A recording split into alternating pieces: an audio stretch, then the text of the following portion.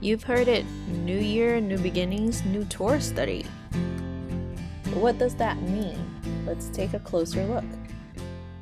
Okay, David, so Ma Nishtana, how is this Torah study different than any other Torah study? Oh, I'm so glad you asked. So, it's a new year, 5781, and we're switching things up a little bit. I have not preached on the Torah portions for 2 years. 2 years ago, I preached on Saturday mornings on the book of John. And this past year, I did the Haftarah portions, which are, everything but the Torah. And this year, I'm preaching mostly on the Torah. So I thought, well, we could do something else with the Torah studies. We will be studying, drumroll please, the letters of Paul. And I know some people would say, well, you're calling it a Torah study, so how could it be the letters of Paul? Well, for Messianic Jews, Paul's writings are, in a sense, Torah.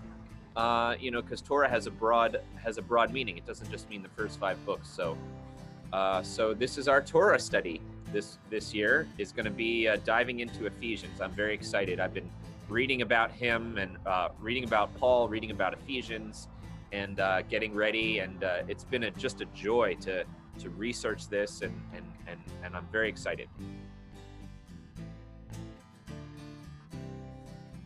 So why Ephesians? Well, it's a good question. I prayed about it and thought about it, and Ephesians has just a couple things in it that are very important for a Messianic Jewish community, because there's a lot in Ephesians about the status of non-Jews, of Gentiles, and how God has made them into this unique unity between Jews and Gentiles, but it's a unity of blessing and distinction. And it's really cool how Ephesians kind of shows this in a very cool way. And the community in this area that Paul was writing to was predominantly Gentile in the congregations. And so, but there were some Messianic Jews. So it's kind of like Tikvat. So he had to work these things out and encourage them, mostly the non-Jews, in their identity in Messiah. And as I alluded to in my sermon, Lech Lecha, a lot of it goes back to Genesis 12, to God's calling of Abraham, where he says, in you, I will bless all the families of the earth.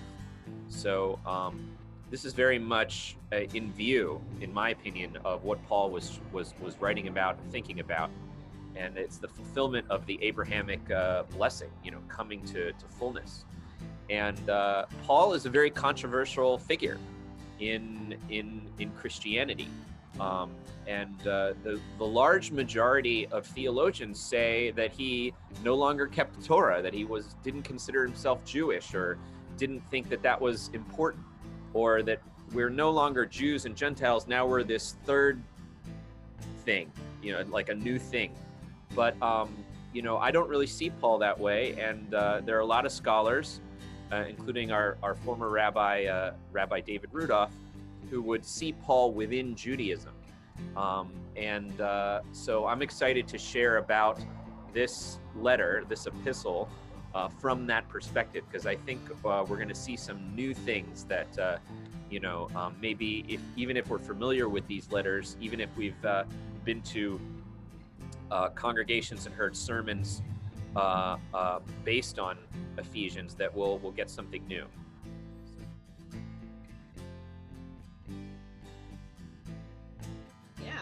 So how is the study going to work, the study itself? So what do I need? Where do I go? How often do I go there? What time? You just need I guess you just need a Bible or yourself, and a connection. They're going to be all on Zoom.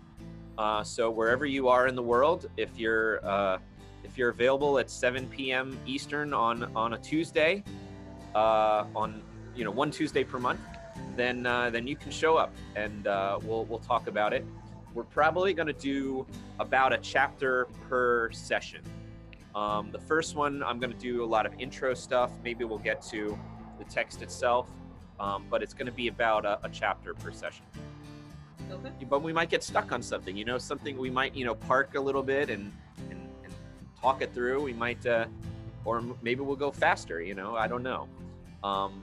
But there's certain parts of Ephesians, particularly in chapter 2, that are very crucial passages for Ephesians and the rest of the scriptures. Okay. Thank you, David. Yeah, thank you. Join us this Tuesday, November 10th at 7 p.m. via Zoom for our new Torah study, The Letters of Paul, beginning with Ephesians.